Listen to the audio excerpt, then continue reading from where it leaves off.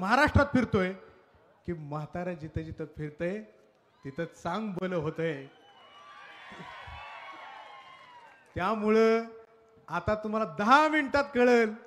तुम्ही जर रडताय ना, तुमचे पाणी येत नसतील तर निश्चित 10-15 मिनिटांनी तुमच्या डोळ्याचे पाणी आल्याशिवाय राहणार नाही. एवढंच बोलतो. आणि येणाऱ्या 23 तारखेला 20 तारखेला सर्वांनी 4 नंबरला तुतारी वाजवणाऱ्या माणसाच्या चिन्हावरती बटन दाबून आदरणीय साहेब हर्षवर्धन पाटील साहेबांना निवडून द्यावं. सर्व युवकांना विनंती करतो. माझे 2 शब्द संपवतो. जय हिंद, जय महाराष्ट्र. धन्यवाद. यानंतर संसद रत्न खासदार सन्माननीय सुप्रताई सुळे आपल्याला.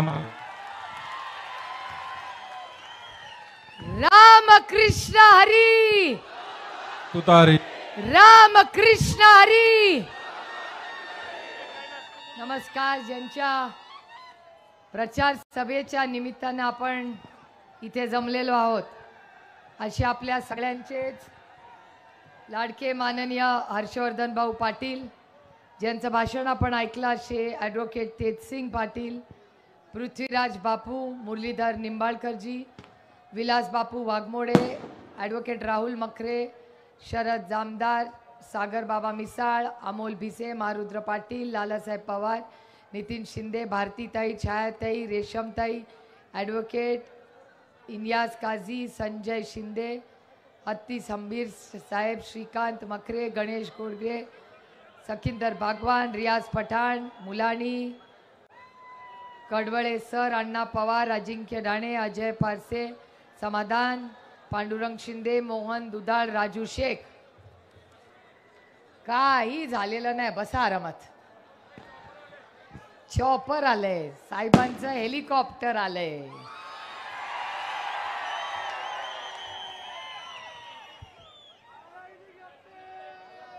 आनंद एका गोष्टीचा होतोय की इंदापूरची तमाम मायबाप जनता हे खरंच आदरणीय पवार साहेबांचं भाग्य आणि माझं भाग्य की तुमच्यासारखे प्रचंड प्रेम करणारी मायबाप जनता मिळाली.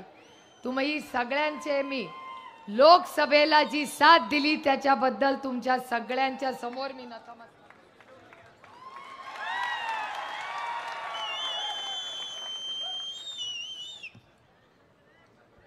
साधारणपणे दरवर्षीचं शेवटचं भाषण आपल्या मार्केट कमिटीमध्ये होते. अनेक वर्ष मार्केट कमिटीत जायचं, तिथून निघायचं बारामतीला मिशन हायस्कूलच्या ग्राउंडवरती सभा.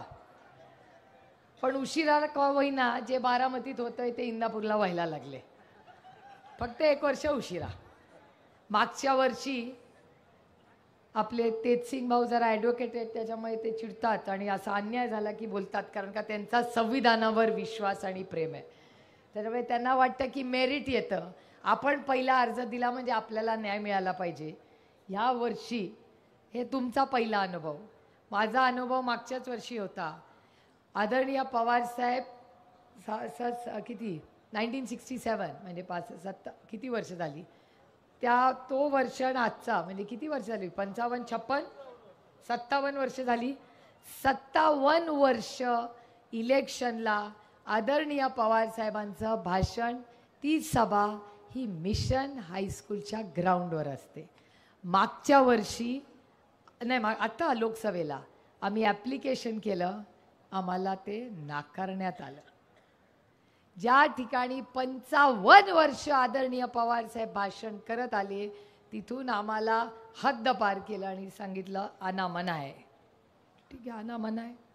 आम्ही दुसरं घर केलं. पहिलं पक्षातून काढलं, मग चिन्ह घेतलं, ग्राउंडमधून पण काढलं. आता वाटत होतं इंदापूरचं ग्राउंड आपलं, तिथून पण काढलं. पण ह्यांना एक माहिती नाही की आदरणीय पवार साहेब 100 के बराबर है. तुम्ही आम्हाला घरातून काढा, पक्षातून काढा, कुठून याला. आदरणीय पवार साहेब हार नाही माननेवाला. आणि मगाशी तुम्ही भाषणात बोलत होता की कोणीतरी रडत होतं म्हणे. आता कोण रडते मला माहिती नाही. मी सोलापूरवरनं आली आहे त्याच्यामुळे मला माहिती नाही. पत्रकारांनो तुम्ही काय मला बाईट पाठवलेली आधी नाही त्याच्यामुळे मला माहिती नाही. मी अंदाज पते करते की जी व्यक्ती रडत असेल, मला माहिती नाही कोण. आता माझा कुठला भाऊ, माझे बरेच भाऊ आहेत. आता आता कुठले माहिती नाही, लाडके दोडके अरे बरेच आहेत. बाकी भावांचं माहिती नाही, पण या राज्यातली सगळ्यात लाडकी बहीण मी आहे याची गॅरंटी आहे तुम्हाला. आणि लोकसभेत तर इतकी लाडकी होते काय विचारूच नका. पण हा खरंच खूप गंभीर विषय आहे. तुम्ही विचार करा, मिशन हायस्कूलची जागा, मग आता इंदापूरची जागा. परवा दिवशी आदरणीय पवारसाहेब सणसरला जाणार होते सभेला, गेले सभेला. कालच तिथे पण हेलिकॉप्टर उतरू देणार नाही असा त्यांनी निर्णय घेतला. हा त्यांच्यातला आणि आपल्यातला फरक. बावड्याला दोन्ही जे आपले विरोधक आहेत ना, दोघांच्याही सभा झाल्या. तुम्ही चेक करून बघा. सरपंच आपला आहे, विचारा भाऊंना, भाऊंच्या समोर हे भाषण करते. ज्या मिनिटाला त्या सरपंचाला पत्र आलं त्यांना विचारावं पण लागलं नाही भाऊंना, कारण का त्यांना माहिती आहे भाऊ कसा विचार करतात. तो अर्ज आला आणि 10 सेकंदात सही करून सांगितलं होऊन जाऊ दे सभा तिथे. म्हणजे बावड्यामध्ये सभा होऊ शकते, त्याला परवानगी मिळू शकते. म्हणजे इंदापूरमध्ये बावड्यामध्ये लोकशाही आहे, पण इंदापूर शहरात आणि सणसरला लोकशाही नाही. म्हणूनच आपल्याला लढायचं आहे.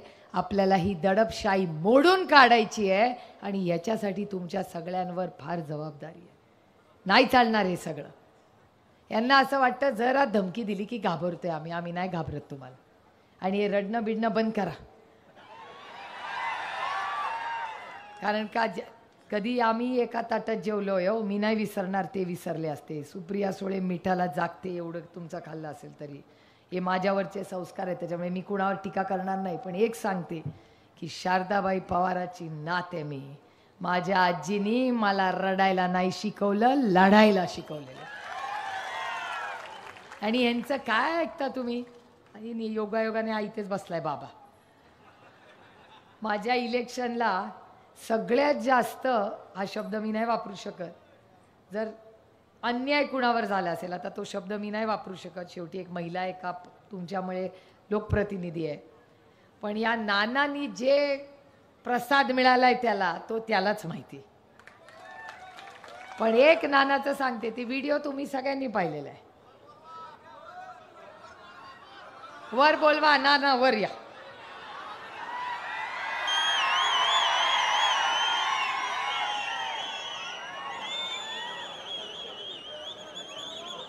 महिलांनो, एकीमेकीला विचारताय काय झालं, माहितीये का काय झालं? तुम्ही व्हिडिओ नाही पाहिला? माझ्याकडे नाही आहे. आहे का?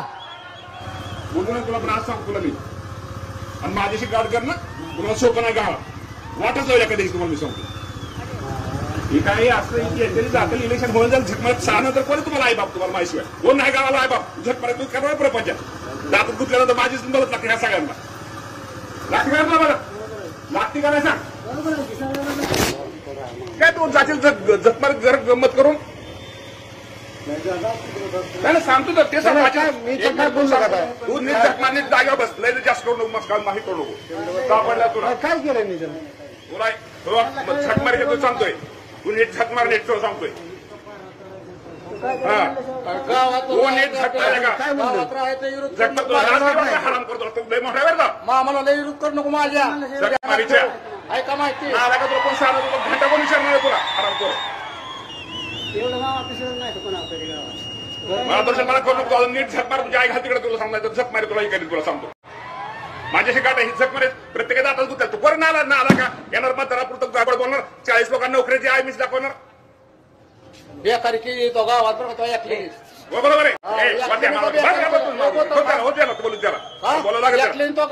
केली. आता गाव जिल्हा मागाय जिल्हा एवढं कोण तुझा आम्ही मतदान करतो.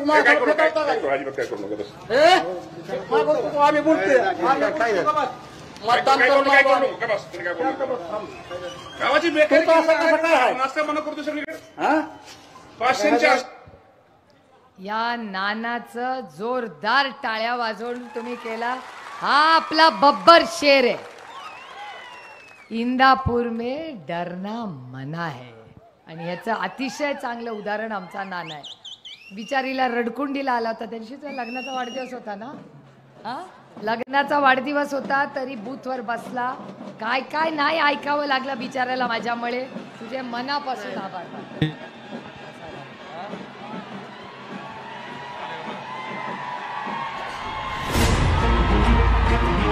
देशाचे माजी कृषी मंत्री आदरणीय शरदचंद्रजी पवार साहेब यांचं आगमन विजय संकल्प सभेच्या निमित्तानं या ठिकाणी झालेलं आहे.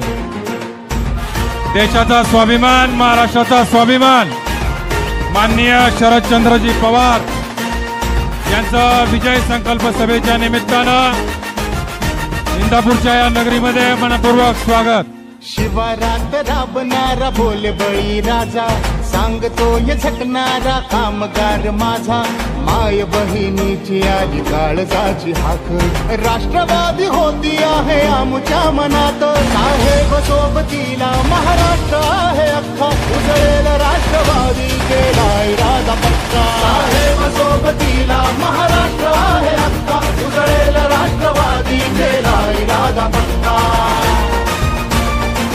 देशाचे माजी कृषी मंत्री शरदचंद्रजी पवार साहेब यांचं आगमन या ठिकाणी झालेलं आहे. सर्वांनी टाळ्यांच्या गजरामध्ये त्यांचं या ठिकाणी स्वागत करायचंय. श्वास वाहतो रात एक राष्ट्रवादी, खास हाच अंतरात एक राष्ट्रवादी. या इमान राखूया महाराष्ट्राचा बुलंद आवाज, वंदनात एक नाद, महाराष्ट्राचा बुलंद आवाज, गाजू दे दिशा दिशात महाराष्ट्राचा बुलंद आवाज. राष्ट्रवादी होती आहे सर्वांनी टाळ्यांच्या गजरामध्ये. साहेब सोबतीला महाराष्ट्र आहे अख्खा, उजळेल राष्ट्रवादी केलाय राजा पक्का. साहेब सोबतीला महाराष्ट्र आहे अख्खा, उजळेल राष्ट्रवादी केलाय राजा पक्का. महाराष्ट्राचा बुलंद आवाज, महाराष्ट्राचा बुलंद आवाज.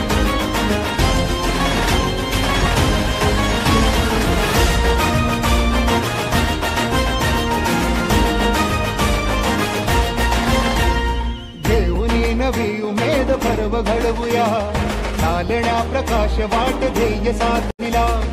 एक रंग होऊया, महाराष्ट्र सजवूया, या विकास एकजूट होऊया. ना कधीही सोडूयात साहेबांची साथ, राष्ट्रवादी होती आहे आमच्या मनात. साहेब सोबतीला महाराष्ट्र आहे अख्खा, उजळेल राष्ट्रवादी केलाय राजा पक्का. साहेब सोबतीला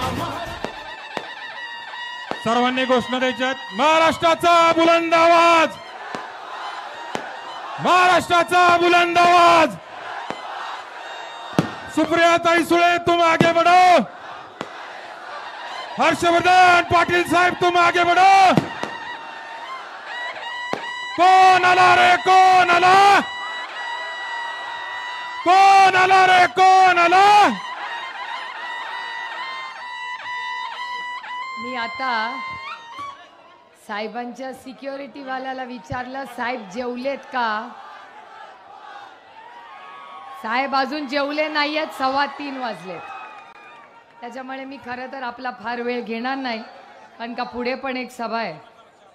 पण मी 2 मुद्दे येऊन माझं भाषण संपवणार आहे आणि पुढे जाणार आहे. की आज हर्षवर्धन भाऊंची लढाई ही आपल्यासाठी, आपल्या अस्मितेसाठी, महाराष्ट्राच्या स्वाभिमानासाठी अतिशय महत्त्वाची आहे. आणि एक गोष्ट मला आवर्जून आज इथे सांगायची आहे की महाविकास आघाडीचं सरकार आल्यावर पहिला निर्णय आपण घेणार आहोत की आपल्या अडचणीत आलेल्या प्रत्येक शेतकऱ्याची सरसकट कर्जमाफी आपण करणार आहोत. आणि एक गोष्ट, आज नंतर दुधाचा भाव तो तुम्हाला मिळालाच पाहिजे. ज्याला दुधाला भाव मिळणार नाही त्याच्यासाठी आंदोलनाला तुमची बहीण सुप्रिया सुळे बसेल. मला माहिती आहे तालुक्यात काय चालतं. त्याच्यामुळे आता सगळ्यांनी, आणि एक गोष्ट सांगते की इलेक्शन मध्ये काही लोक असं इकडे तिकडे जातात, काय काळजी करू नका. इलेक्शनच्या मध्ये जितके इकडे तिकडे जातील तेवढी आपली मतं वाढतील. माझा अनुभव आहे. सुरुवातीच्या माझ्या इलेक्शनला पहिला माझा प्रचार केला, नंतर एक दिवस आले गायब. किधर गए? उधर. म्हटलं ठीक आहे, आता शेवटी जिवाळ्याचे लोक आहेत, काय बोलायचं, रामकृष्ण हरी म्हणायचं आणि पुढे जायचं. आणि माझा एक गैरसमज होता की सगळी ताकद ही नेत्यांची असते. माझा इलेक्शनच्या रिझल्ट नंतर मला कळलं की ग्रामपंचायत जिली पारिपत दूध सांगा कुछ नाही. जोपर्यंत ही मायबाप जनता तुमच्या बरोबर आहे, इलेक्शन मध्ये नुसतं यशच आपल्याला मिळेल. त्याच्यामुळे भाऊ तुम्ही काय काळजी करू नका. दुधाच्या भावाचं मी बघते सगळं, काय प्रॉब्लेम नाही. आणि इंदापूरमध्ये आज नंतर दुधाच्या भावाला तुम्हाला आम्ही काहीही कमी पडू देणार नाही, हा शब्द तुम्हाला मी आज इथे देतो. त्याचबरोबर आरक्षणाचा एक महत्त्वाचा विषय आहे. मराठा, धनगर, लिंगायत, मुस्लिम आणि भटक्या विमुक्त समाजाच्या आरक्षणाचा महत्त्वाचा प्रश्न आहे. अहो, आमच्या घराच्या बाहेर येऊन धनगर समाजाला आरक्षण देऊ असं देवा भाऊ म्हणले होते ना. 10 वर्ष झाली धनगर समाजाला आरक्षण मिळालं का? आज हे सगळे आहेत ना तिकडे. अहो, रडायचं असेल तर आरक्षणासाठी रडा, कॉन्ट्रॅक्टरसाठी कशाला रडताय? आणि काय रेकॉर्डिंग, मी कदा बोलणार नव्हते, अस्वस्थ करणार होता. माझ्या 3 इलेक्शनला त्यांनी काम केलेलं आहे, ते विसरले असतील तरी मी नाही उपकार विसरत. पण एक गोष्ट अस्वस्थ करणारी होती की कॉन्ट्रॅक्टरकडून पैसे घेईन पण गाडी घेणार नाही. हे शोभतं का? आम्ही स्वाभिमानी मराठी माणसं आहोत ना. तुझी गाडी नको ना तुझा पैसा नको, आम्हाला बिन गड्ड्याचा रस्ता करून दे, इंदापूरला बास आहे आम्हाला. त्याच्यामुळे हे कॉन्ट्रॅक्टर आणि असले आपल्याला उद्योग नको. आणि हे मोडून काढण्यासाठी आपल्याला हर्षवर्धन भाऊंना मोठ्या संख्येने मतदान करून निवडून द्यायचं. आपला 4 नंबरचं बटन आहे, इंदापूर 4, महाराष्ट्र 4, पांडुरंग 4 आणि आपलं बारामती 4. वा वा वा. त्याच्यामुळे रामकृष्ण हरी 4 नंबरला वाजवा तुतारी. आज आपण मोठ्या संख्येने यायला, मला पुढे बारामतीलाही जायचंय. आदरणीय पवार साहेबांना आता मी म्हणीन जरा हेलिकॉप्टरमध्ये ते जेव्हा ते म्हणीत जातो, त्यांचं तुम्हाला बघूनच पोट भरलं असेल. पण आज आल्यानंतर जरी आपल्याला आपलं नेहमी हक्काचं ठिकाण नाही मिळालं असेल तरी एक नवीन सुरुवात आपण इथून करतोय. आणि माझा विश्वास आहे की ह्या नवीन सुरुवातीतून इंदापूरचा सर्वांगीण विकास करण्यासाठी आपण आपला आशीर्वाद आणि आपलं पवित्र मत हे हर्षवर्धन भाऊंच्या मागे नक्की उभे राहाल तुम्ही. रामकृष्ण हरी. धन्यवाद. धन्यवाद ताई. देशाचे माजी केंद्रीय कृषी मंत्री सन्माननीय शरदचंद्रजी पवार साहेब या विजयी संकल्प सभेच्या निमित्तानं उपस्थित झाले. त्यांचा सत्कार तालुक्याचे अध्यक्ष ॲडव्होकेट तेजसिंह पाटील, कार्याध्यक्ष महारुद्र पाटील, माननीय अमोल भिसे, सागरबाबा मिसाळ, सन्माननीय अशोकभाऊ गोगरे, ॲडव्होकेट इनायत अली काजी या सर्वांच्या शुभास्ते या ठिकाणी संपन्न होत आहे. सन्माननीय विलास बापू वाघमोडे, ॲडव्होकेट कृष्णाजीराव यादव.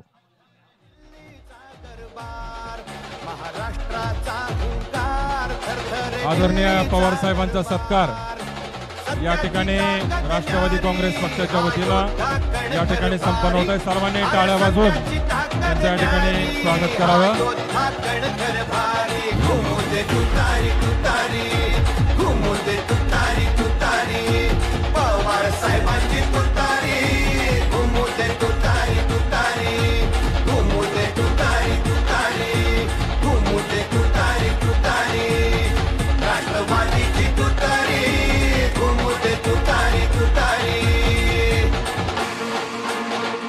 धन्यवाद. यानंतर महाविकास आघाडीचे उमेदवार, इंदापूर तालुक्याचे विकास रत्न, आपल्या सर्वांचे नेते आदरणीय हर्षवर्धनजी पाटील साहेब यांना विनंती करतो की त्यांनी या ठिकाणी मार्गदर्शन करावं. सर्वांनी टाळ्यांच्या गजरामध्ये भाऊंचं या ठिकाणी स्वागत करावं.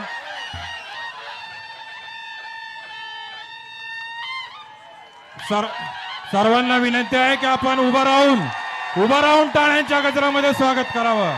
सर्वांनी उभे राहून टाळ्यांच्या गजरामध्ये हर्षवर्धन पाटील साहेब. हर्षवर्धन जी पाटील साहेब तुम आगे बढ़ो. हर्षवर्धन पाटील साहेब तुम आगे बढ़ो. आजच्या या प्रचार सभेच्या सांगता सभेसाठी आलेले आपल्या देशाचे नेते आणि आपणा सर्वांचे नेते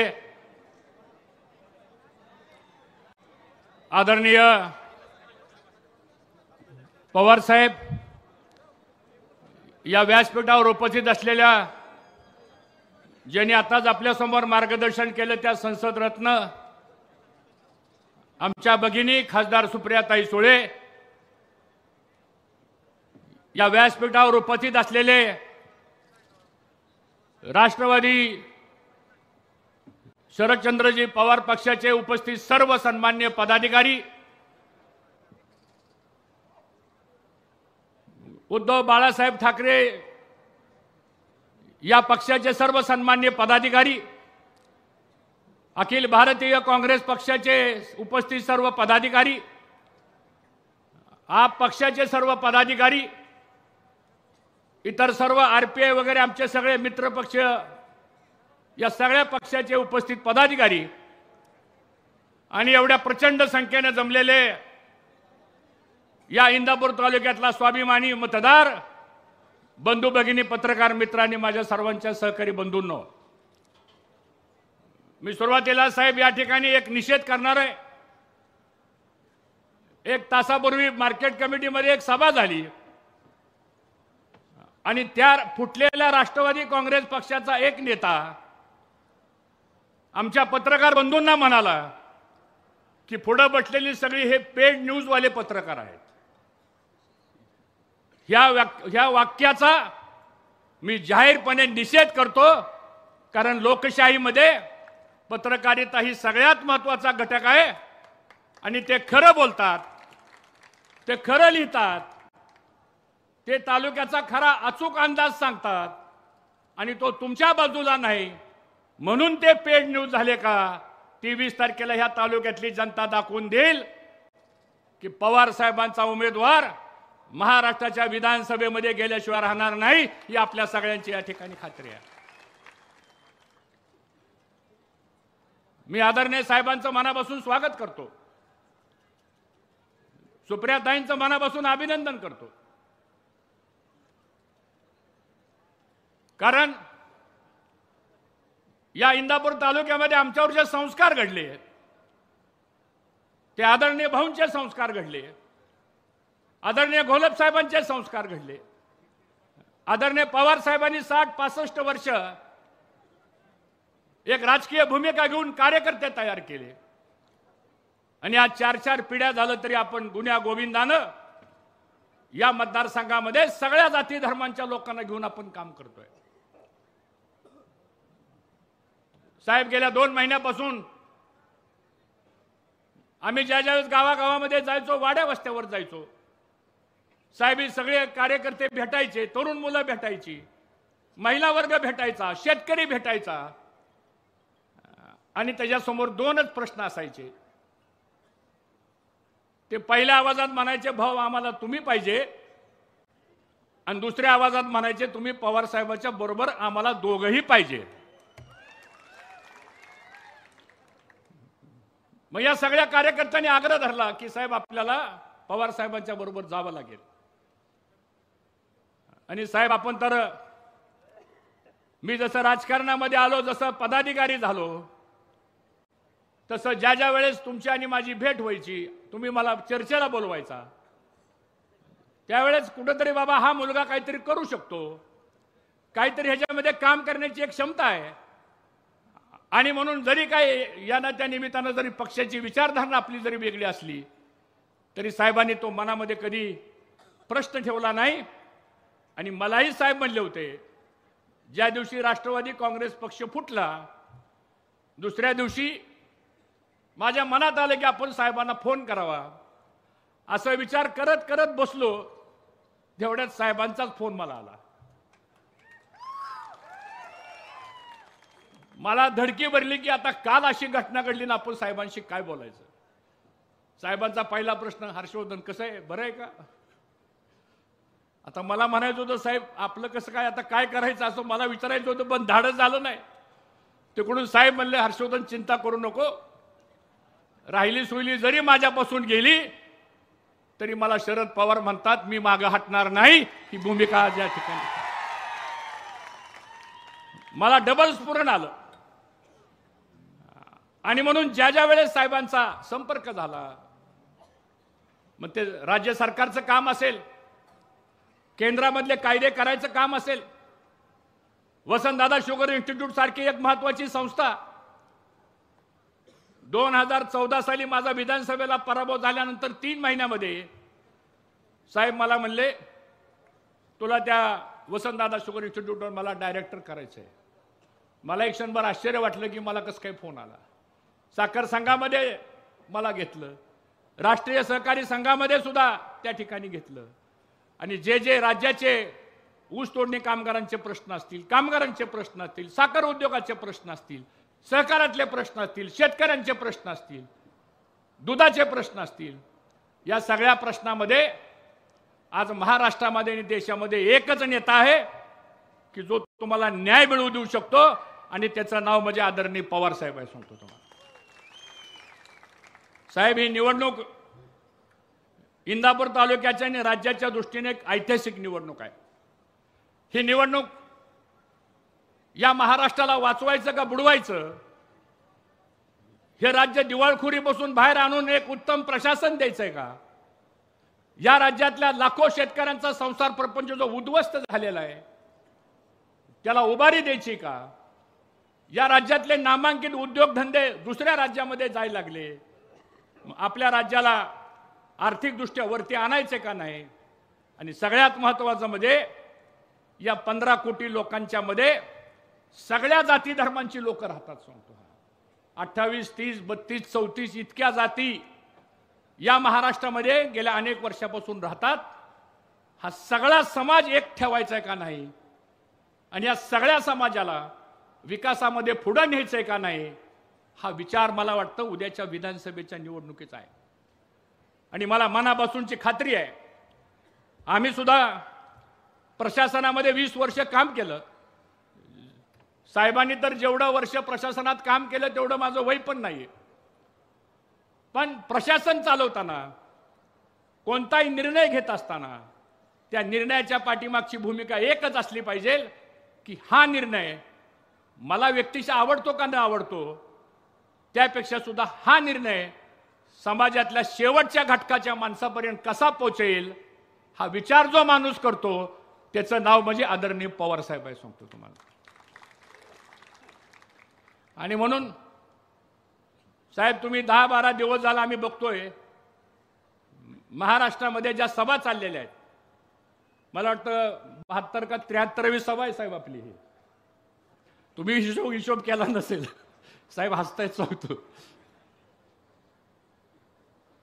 म्हणजे आम्ही जर 100 किलोमीटर प्रवास केला तर दुसऱ्या दिवशी 10 वाजता उठायला सांगतो. पण आज पवार साहेबांच्या 84 वयामध्ये सुद्धा एखाद्या 21 वर्षाला लाजेल अशा प्रकारचा उत्साह सुद्धा आज साहेबांच्या मध्ये आहे. हे तुम्हा सर्वांचं भाग्य आहे. सांगतो.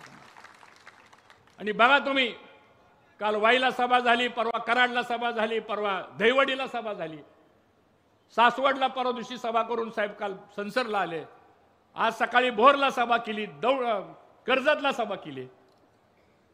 अशीच गर्दी जमते तुम्हाला सांगतो.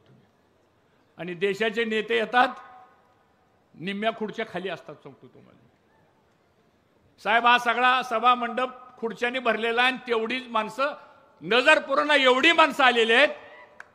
ही माणसं का आली तर फक्त साहेब तुम्ही एक जिद्द बाळगलेली आहे की महाराष्ट्रामध्ये मला महाविकास आघाडीचं सरकार आणायचंय, आणि ते आणण्याकरता म्हणून आपण सगळ्यांनी टाळ्या वाजवून साहेबांच्या मागे उभा राहिलं पाहिजे. मग आता जर सरकार आणायचं असेल महाराष्ट्रामध्ये, मग इंदापूरचा आमदार सुद्धा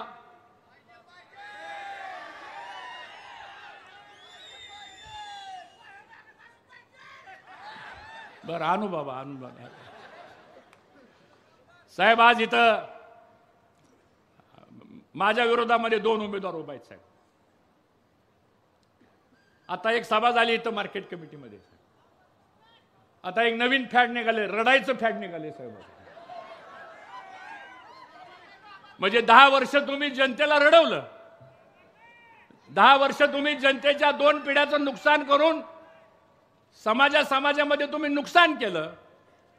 कदाचित ते वाईट केलं म्हणून तुमच्या अंतःकरणात जाता जाता का होईना पण शहाणपण आलं, त्याबद्दल मी त्यांचा आभार मानतो. साहेब तुम्ही त्या उमेदवाराला काय दिलं नाही हो साहेब सांगा. म्हणजे तुम्ही दिलं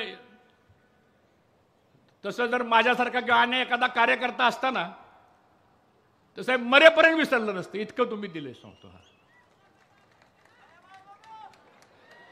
जिल्हा परिषद दिली, कारखाना दिला, बँक दिली, 2 वेळा आमदारकी दिली, मंत्रीपद दिलं, पालकमंत्रीपद दिलं. व्यवसाय करण्याकरता साहेब तुमच्या फोनवर मोठमोठ्या एजन्सीज मिळाल्या. ठीक आहे, आमचं काही दुमत नाही. वाटतं आपल्याला एखादा कार्यकर्ता आहे त्याला मोठं करावं, मदत करावी, ही प्रत्येकाचीच भावना असते आणि त्यात गैर नाही, केलंय पाहिजे.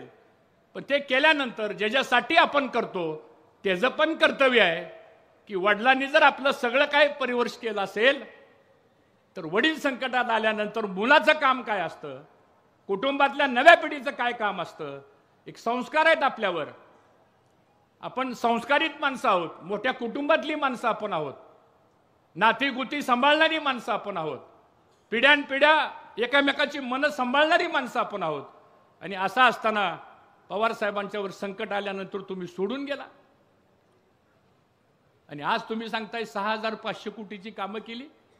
मी तर असं म्हणेल 6500 कोटी काय, पण 6 लाख कोटीची जरी तुम्ही कामं केली असली तरी पवार साहेबाला सोडून जाण्याचं माप एका बाजूला आणि तुम्ही काम केलेल्याचं माप एका बाजूला आहे. सांगतो हे चांगलं नाही, ही संस्कृती नाही आपली सांगतो. आणि मग लोकांनी संदेश काय घ्यायचा. आणि त्यामुळं साहेब ही माणसं अशी वागायला लागल्यामुळं त्याची थोडी लागण आमच्यात बी सुरू झाली साहेब सांगतो. आम्ही पण आता तुमच्या एवढा मी काय मोठा नाही, मी लहान माणूस आहे, पण आम्ही कुणाला सभापती पद दिलं, कुणाला 500 कोटीच्या बँकेचं चेअरमन पद दिलं, कुणाला जिल्हा परिषद दिली, कुणाला संचालक केलं, आणखीन काय काय केलं. घरातनं आणली, खुर्चीवर बसवली, समाजात नेली, तालुक्याची ओळख करून दिली, भाषणामध्ये त्यांचं कौतुक केलं, त्यांना पुढं आणलं, सगळ्या जाती धर्मांना घेऊन पुढं चाललो आपण. आणि आज माझ्या ऐन निवडणुकीच्या तोंडावर साहेब ही काय मुठभर स्वार्थी माणसं मलाही सोडून गेली, मला एकटं पाडलं, त्यानंतर माझ्यावर टीका केली, मला टार्गेट करण्याचा प्रयत्न आला. मग साहेब आमचे सगळे कार्यकर्ते जरा हवालदिल झाले, अहो घरं फोडली. ही एक नवीन स्टाईल सुरू झाली साहेब, आता घरं फोडायची. सगळ्याचंच कुटुंब मोठं आहे व कुणाचं कुटुंब लहान आहे सांगा मला तुम्ही. सगळ्याची भावकी मोठी आहे, सुतकी भावकी आहे, नातेगुती आहे, सगळ्याचीच आहेत. ती काय माझ्या एकट्याची किंवा पवार साहेबाची नाही आहेत. पण राजकारण कोणत्या लेवलला आपण घेऊन चाललेलं आहे. म्हणजे घरं फोडायला लागला तुम्ही, समाजामध्ये एक वेगळा संदेश द्यायला लागला. आणि साहेब अजितदादा पवार, मी कधी नाव घेत नाही पण आज नाव घेतो. अजितदादा पवार निमगाव केतकेला आले आणि साहेब भाषण काय केलं त्यांनी म्हणले आता हर्षवर्धन पाटलाकडे कोण राहिले म्हणले, फक्त 4 राहिलेत म्हणले. एक म्हणले हर्षवर्धन पाटील, त्यांची पत्नी, त्यांची मुलगी, त्यांचा मुलगा. पण मला अजितदादांना सांगायचंय 23 तारखेला 12 वाजता हर्षवर्धन पाटील तुम्हाला फोन करेल.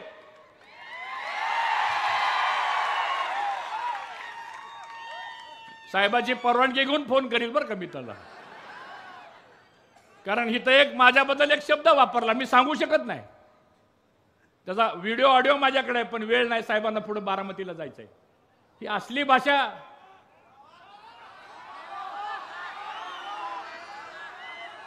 लाव रे तो व्हिडिओ असा आहे काय.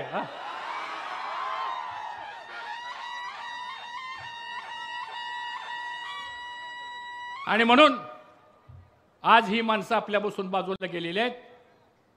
पुन्हा साहेब काय समाजाची पुढारी एकत्र आली आणि म्हणले आता आमच्या माळी समाजाचा म्हणले 100% पाठिंबा कुणाला, ते त्या पक्षाला सांगतो. सांगा बरं आता इथं किती माणसं बसले सगळी सांगतो. सांगा आलेली माणसं किती आहेत सांगा, आपली सगळी सांगतो तुम्हाला. असं कुठं काही समाजावर असतं. बरं हे भाषण कोणी केलं? त्यांच्याकडे एक मलिदा गँग नंबर ए होती, आता आमच्यातनी गेलेली मलिदा गँग नंबर बी झाली संपतात. त्यामुळे आता त्या उमेदवाराला प्रश्न पडलाय, 10 वर्ष सांभाळता सांभाळता मलिदा एक मला अडचणीत आणला, आता मलिदा 2 काय करायचा?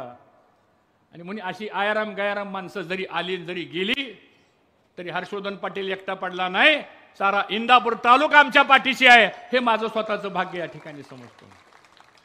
आणि म्हणून आज आपल्या तालुक्यामध्ये साहेब दुसरा एक उमेदवार उभा राहिला आहे साहेब, सांगतो. बाळ काय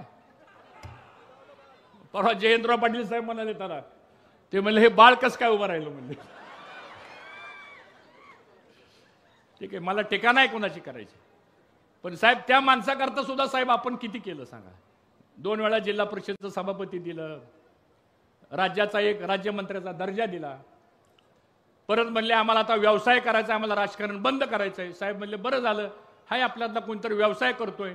साहेब केंद्रात मंत्री होते, सगळ्या परवानग्या साहेबांनी दिल्या. त्यांच्याकडे डेअरीचं खातं होतं, कृषी खातं होतं, सहकार खातं होतं, सगळी खाती साहेबांच्याकडे होती. आणि सगळ्यात महत्वाचं म्हणजे डॉक्टर मनमोहन सिंग साहेब या देशाचे 10 वर्ष पंतप्रधान होते. फक्त साहेबांनी फोन जरी प्राईम मिनिस्टरला केला तर 5 मिनिटांमध्ये प्राईम मिनिस्टरची सही होऊन फाईल कार्यालयामध्ये यायची. हे मी डोळ्यानं बघितलेलं आहे, सांगतो तुम्हाला. म्हणजे एवढा साहेबांचा त्या पार्लमेंटमध्ये आणि नॅशनल लेवलच्या गव्हर्नमेंटमध्ये दबदबा होता, कारण साहेब कायम सकारात्मक काम करायचे. आणि मग त्यांनी सगळ्या परवानग्या दिल्या, सगळं केलं. उद्योग उभा राहिले, व्यवसाय वाढला, चांगली गोष्ट आहे, कुणी व्यवसाय करावा, आमचं काय म्हणणं नाही. एक प्रकल्प करत असताना साहेबांसमोर अडचण आली सुप्रीम कोर्टाची. साहेबांनी देशाचा कायदा बदलला आणि त्यांना ती परवानगी दिली, सांगतो. हे सगळ्याला माहिती आहे. आणि आज तुम्ही साहेबांना एका विधानसभेच्या तिकिटा करता, एक तिकीट विधानसभेचं. अरे मन मोठं ठेवायचं, सांगतो तुम्हाला. साहेबांना भेटलो, साहेबांना मी कधी म्हणलं नाही साहेब मला हे द्या ते द्या म्हणून, सांगतो. शेवटी साहेबांना माहिती कोणाची कॅपॅसिटी किती आहे, कोण कसा आहे, कोण कसा नाही. 60 वर्षाचा अनुभव आहे साहेबांचा. आम्ही कधी नाही असं बोललो, सांगतो. एका तिकिटा करता. आता राष्ट्रवादी काँग्रेस पक्षाच्या पार्लमेंटरी बोर्डामध्ये मला साहेबांनी घेतलं, केवढा विश्वास टाकला माझ्यावर सांगा. मी कोण 7 तारखेला प्रवेश केला, 10 तारखेला मला साहेबाचा फोन आला, हर्षवर्धन पार्लमेंटरी बोर्डाच्या मिटिंगला तुम्हाला यायचंय आणि 87 जागा आपल्याला मिळणार आहेत, जरा तुम्ही जयंतराव जरा बसा आणि बघा कुठली जागा कशी करायची, काय करायची सांगा बरं. हा विश्वास हर्षवर्धन पाटलावर नाही, पवार साहेबांचा विश्वास या इंदापूर तालुक्याच्या जनतेवर आहे, म्हणून साहेबांनी मला हे जबाबदारी दिली. आता 1857 लोकांनी उमेदवारी मागितली साहेब आपल्या पक्षाकडे. साहेब आपण उमेदवारी किती लोकांना दिल्या? 86 लोकांना दिल्या. मग काय बाकीचे लोक काय उभा राहिले विरोधामध्ये? त्यांनी मान्य केलं, ठीक आहे स्पर्धा असती, निर्णय लागेपर्यंत निर्णय लागला, विषय संपला. पण आज अशा पद्धतीने मित्रांनो हे काम चाललेलं आहे. आणि म्हणून मला सर्वांना आज या ठिकाणी एवढं सांगायचं आहे की साहेब आता हा सगळा तालुका आता परिवर्तन करण्याच्या भूमिकेमध्ये आलेला आहे. ही आजची सांगता सभा ही विरोधकाचा राजकारणामधली सांगता करायची आपल्याला. आणि 23 तारखेची विजयाची सभा जी होणार आहे ती इंदापूर तालुक्याचे जे सगळे प्रश्न आहेत, मी विकासाच्या कामावर बोलणारा कार्यकर्ता, टीका करणारा कार्यकर्ता नाही साहेब. आज तुमचा एवढा आशीर्वाद आमच्या पाठीशी आहे साहेब. या तालुक्यामधले एक पंचसूत्री आपल्याला हातामध्ये घ्यायची साहेब. सगळे प्रश्न साहेब तुम्हाला माहिती आहेत. पहिला महत्वाचा प्रश्न हा या इंदापूर तालुक्यामध्ये 1,52,000 हेक्टर एवढं क्षेत्र आहे. त्यातलं 22,000 हेक्टर क्षेत्र फॉरेस्ट जर सोडलं आणि 9,000 हेक्टर क्षेत्र जर गायरानाचं सोडलं तर सगळं क्षेत्र हे वैती खालचं आहे. तिथं आम्हाला साहेब पाण्याचा प्रश्न सोडवायचा आहे साहेब. ही साहेब पिढी शेतीवरती अवलंबून आहे साहेब. उद्याची मिळणारी आमदारकी, उद्याचा मिळणारा मान सन्मान हा काही सत्कार घेण्याकरता नाहीये, मान सन्मान घेण्याकरता नाहीये. हे मिळालेलं पद जे आहे हे प्रत्येकाच्या जीवनामध्ये आर्थिक बदल घडवायचा आहे आपल्याला. आणि यासाठी आपल्याला पवार साहेबांचा आशीर्वाद महत्वाचा आहे. आणि म्हणून साहेब शेतीचा पाण्याचा प्रश्न, त्यात 22 गावं आली, बॅकवॉटर आलं, नीरा नदी बंधारे आले, भीमा नदी बंधारे आले, बुडीत बंधारे आले, शेटपळ तलाव आला, वाघेला टँक आला, संसर्कट आला, त्यानंतर आता बोगद्याचं काम चाललंय, लाकडी लिंबोडीचं काम साहेब आता सुरू झालंय, त्याला निधी द्यावा लागेल आपल्याला. तर एक आम्ही प्रोजेक्ट रिपोर्ट साहेब बनवतो 1 महिन्यामध्ये. आपण 1 तास फक्त वेळ द्या साहेब निकाल झाल्यानंतर, आणि एकदा बसू आपण 5 वर्षामध्ये. पहिल्या वर्षात काय करणार आम्ही, जे इन्स्टंट काम करावं लागेल शेतकऱ्यांच्या पाण्याकरता ते आपण करू. 2 वर्षामध्ये काय करणार, 3 वर्षामध्ये काय करणार, आणि एखाद्या कामाला जर 5 वर्ष लागणार असतील तर ते काम आपण काय करणार, असा एक मास्टर प्लॅन शेतीचा आणि पिण्याच्या पाण्याचा आपण करू. मी साहेबाच्या वतीने आपल्याला ग्वाही देतो, उद्याची 5 वर्ष हर्षवर्धन पाटील आमदार झाल्यानंतर पुढच्या 4 पिढ्याचा शेतीचा पाण्याचा प्रश्न सोडवल्याशिवाय आम्ही स्वस्थ बसणार नाही, ही खात्री मला आपल्याला या ठिकाणी द्यायची. दुसरा प्रश्न साहेब तरुणांच्या बेरोजगारीचा आहे साहेब. MIDC आहे इथं मोठी साहेब, तिथं सगळी खंडणी चालली, तिथं सगळा मलिदा चाललाय. चांगले चांगले उद्योग आले, कल्याणीचा उद्योग आणला साहेब, तो निघून गेला. हे सगळे उद्योगपती साहेब आपल्याशी पण त्यांचे संबंध चांगले आहेत. 1-2 असे मोठे प्रोजेक्ट जर साहेब तुम्ही दिले आम्हाला, तर मला असं वाटतं किमान 10,000 युवकांना रोजगार देण्याची जबाबदारी सुद्धा पुढच्या 5 वर्षामध्ये मित्रांनो आपण या ठिकाणी करणार आहे. साहेब इथं शेतकरी ऊस पिकवतो, कारखानदारी आहे. काल तुम्ही संसरला आला, खूप बरं वाटलं साहेब. संसरला साहेब बऱ्याच वर्षानंतर आले आणि बोलता बोलता म्हणले, याच संसरच्या कुस्तीच्या मैदानामध्ये लहानपणी मी कुस्ती खेळलो आणि समोरच्या पैलवानाचा पराभव केला.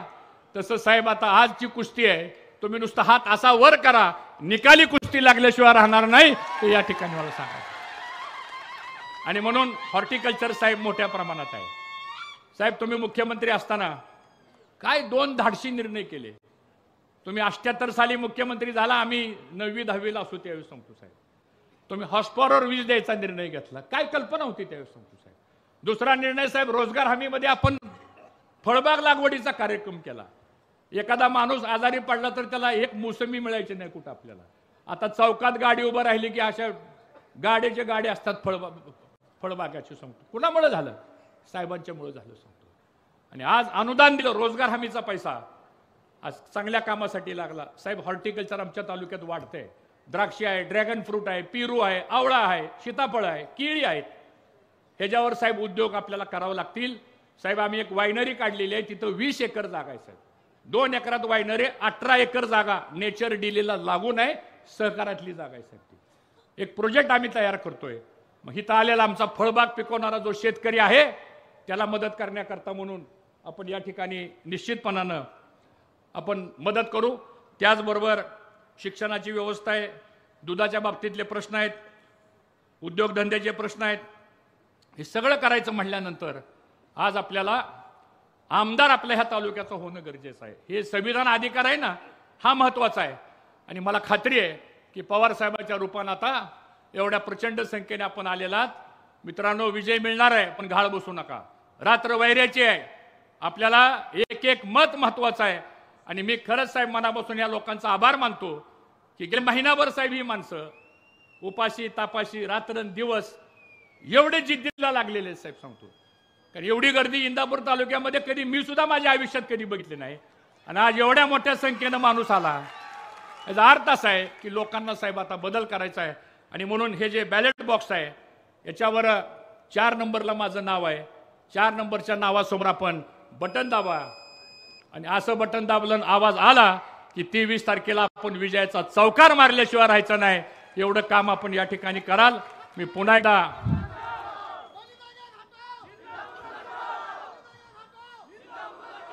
मलिदा गँग 23 तारखेचा निकाल लागू द्या. 1 मिनिट,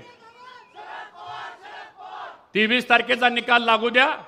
1 महिन्यामध्ये तुम्हाला ह्या तालुक्याचं प्रशासन कसं सुधारायचंय ती जबाबदारी हर्षवर्धन पाटील स्वीकारायला तयार आहे, हे या ठिकाणी आपल्याला सांगतो. पुन्हा एकदा साहेब आपण आलात, आपलं मनापासून स्वागत करतो.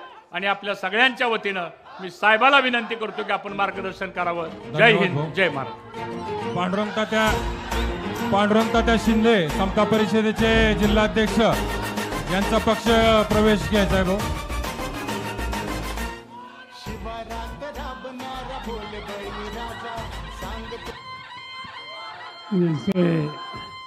असं सांगितलं की आपल्या सगळ्यांचे सहकारी आणि उमेदवार हर्षवर्धन पाटील, ॲडव्होकेट श्री पाटील, छत्रपती साखर कारखान्याचे माजी चेअरमन विशाल जाचक, विजय निंबाळकर, विलास वाघमारे, ॲडव्होकेट राहुल बखरे, ॲडव्होकेट शरद दामदार, सागर बाबा मिसाळ आणि विखे महाराज पाटील उपस्थित असलेल्या भारतीय सेवालय साहित्य पडळकर, रेशमा शेख, रियाज पठाण,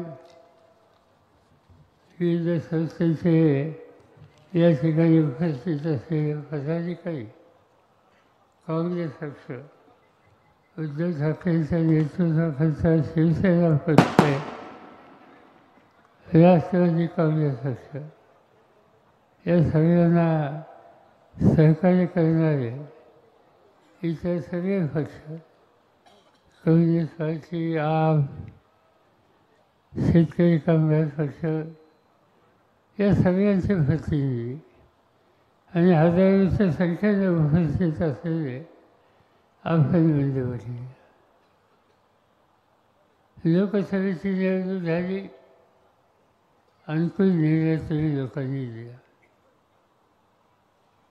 आम्हाला देशाची चिंता वाटत होती आणि त्याचं महत्त्वाचं कारण देशाचे प्रधानमंत्री नरेंद्र मोदी सत्ता हातात आल्याच्या नंतर बहुतेक काही वेगळं विचारत होते. त्यांच्या मनामध्ये डॉक्टर बाबासाहेब आंबेडकरांनी जी घटना दिली आणि त्या घटनेमुळे हा देश आज एकसंघ आहे, त्याच्यामध्ये काहीतरी फेरफार करावी, काही बदलाव करावा अशा प्रकारचा विषय हा त्यांच्या मनामध्ये होता. या घटनेचं महत्त्व आहे. आज हा देश इतके वर्ष एकसंघ आहे त्याचं महत्त्वाचं कारण डॉक्टर बाबासाहेब आंबेडकर आणि त्यांनी दिलेली घटना. तुम्ही हिंदुस्थानचा नकाशा निर्देशावर आणा, काय तिथं दिसतं? पाकिस्तान होतं. तर पाकिस्तानचे दोन तुकडे झाले, एक पाकिस्तान, एक बांगलादेश. नेपाळ होता. त्या नेपाळमध्ये अनेक वेळेला संघर्ष होत असतात. खाली श्रीलंका आहे, त्या श्रीलंकेमध्ये अनेक वेळेला संघर्ष झाले. काही भाग फुटला. देश एकसंघ राहण्याची परिस्थिती अतिशय चिंताजनक झाली. आणि बांगलादेश, त्या बांगलादेशमध्ये सुद्धा तिथे राष्ट्रपती त्यांची हत्या करण्यात आली आणि देश लष्कराने ताब्यात घेतला. अनेक ठिकाणी आपण बघतो, पाकिस्तानमध्ये लष्कर होतं, नेपाळमध्ये लष्कर होतं, श्रीलंकेमध्ये लष्कर होतं, बांगलादेशमध्ये लष्कर होतं. पण हे भारतामध्ये लष्कराने देशाचा कारभार घेतला असं कधी चित्र झालं नाही. इथला कारभार लोकांच्या हातामध्ये आला आहे आणि त्या लोकांचं वैशिष्ट्य हे आंबेडकरांनी सांगितलेलं की रोजगार हल्लीच्या कामावर जाणाऱ्या मजूर त्यालाही एक मत आहे आणि चाचांच्या घरातला कोणी तरुण आहे त्यालाही एक मत आहे. हे या संविधानाचं वैशिष्ट्य आहे. आणि त्या संविधानाला धक्का लावला. हे सूत्र घेऊन प्रधानमंत्री जात होते, त्याला अमल राहण्याचा निर्णय आम्ही या देशाच्या अनेक राजकीय नेत्यांनी बसून घेतला. अनेक लोक आम्ही एकत्र आलो. मी स्वतः होतो, सोनिया गांधी होत्या, राहुल गांधी होते, कर्नाटकचे मुख्यमंत्री, तामिळनाडूचे मुख्यमंत्री, केरळचे मुख्यमंत्री, पश्चिम बंगालच्या ममता बॅनर्जी मुख्यमंत्री, या सगळ्यांना एकत्रित केलं. आणि हे सर्व काही झालं तर घटनेला धक्का लागून द्यायचा नाही. आणि तो लागून द्यायचा नसेल तर काही झालं तर उद्याच्या निवडणुकीमध्ये मोदींना 400 जागा पाहिजेत, त्या 400 जागा मिळून द्यायच्या नाही. निवडणुकीला आलो तुम्हाला लोकांच्यासमोर आणि तुम्हाला लोकांना धन्यवाद द्यायला पाहिजे. तुम्ही मोठ्या मताने आम्हाला लोकांचे प्रतिनिधी निवडून दिले. या मतदारसंघामध्ये सुप्रिया चौथ्यांदा उभी राहिली. तुम्ही लोकांनी मोठ्या प्रमाणावर तिला शक्ती दिली आणि देशाच्या फायद्यामध्ये फसवून दिले.